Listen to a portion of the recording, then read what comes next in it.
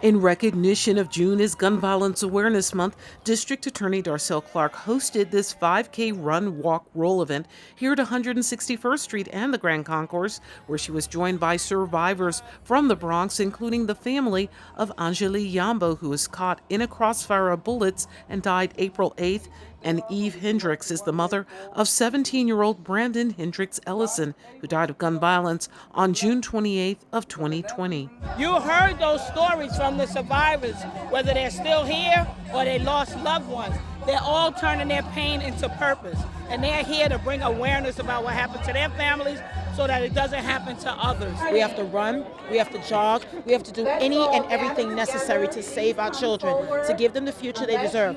This is community standing up against gun violence. State Senator Robert Jackson here joined runners one day after 10 landmark bills were passed in the New York State Legislature to tighten gun laws that would, among other things, raise the age in buying a semi-automatic weapon from 18 to 22.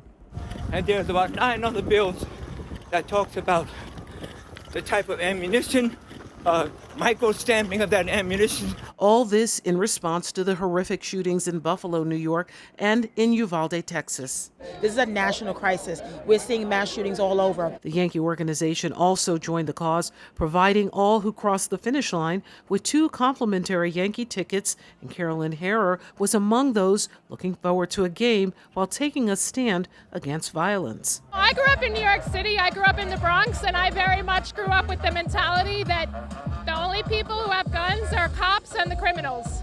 So if you're not a police officer and if you're not a criminal, you don't have a gun. Like that's my mentality. Also there participating award-winning best-selling children's book author Anna Nayakana. There's no reason our children should be dying in the street.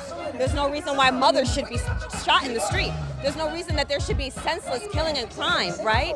This is a destructive cycle that's continuing day in, day out, and it's not getting any better. Also a motivational speaker, she says this is where her focus is. I'm here to save them by showing them how to save themselves. It's actually all of us collectively as one voice, as a singular voice that brings forth change.